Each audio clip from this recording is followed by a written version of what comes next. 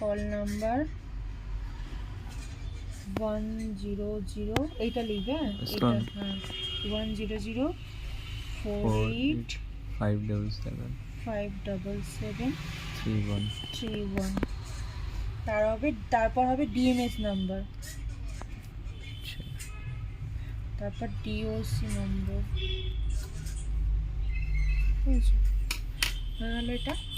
এবার করার পর এখানটায় যাবে, এখানটায় ক্লিক করবে PIS AKW ডেট, এখানটায় ক্লিক করবে। এই বক্সটা চলে এলো, এই বক্সটা এখানটায় গিয়ে এই গ্রিন টিকটা করে দিলে, করে দেওয়ার পর চলে এলো। এবার এখানটা সিলেক্ট করলে, করে এটা ক্রিয়েট ডিএমএস করলে, এবার ডেস্কটপ আর এখানটা এসে 19 যে টিপলে এটা চলে এলো, করলে ওপেন। হ্যালো, এই দেখো ডকুমেন্ট নাম্বার ডিএমএস নাম্বারটা চলে এসেছে, বুঝেছো তো? লিখতে হবে না? হ্যাঁ, এখানটা লিখতে হবে, এখান থেকে 1070 থেকে 1070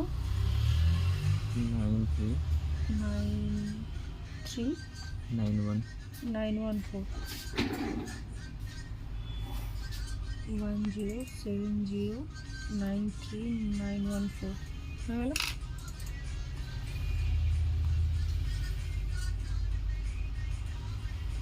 এবার দেখো এই লাইনটা আবার সিলেক্ট করলে, সিলেক্ট করার পর পোস্ট PIS, এই দেখো চলে এলো, তোমার পোস্ট হয়ে গেছে ব্যাংকে। ঠিক আছে, পোস্টের নাম্বার এই যে দিতে হবে না? 101 144 4408 262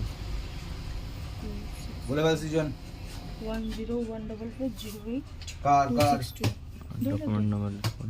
कस्टमर ना ये দিয়ে এই গ্রিন টিকটা টিপে দিলে कस्टमर আছে হয়ে গেল, কমপ্লিট। ব্যাংকিং হয়ে গেল। ব্যাংকিং পোস্টে ব্যাংকিং PIS পেপার তো বার করা দেখিয়ে দিলে, এটা বন্ধ করে দাও।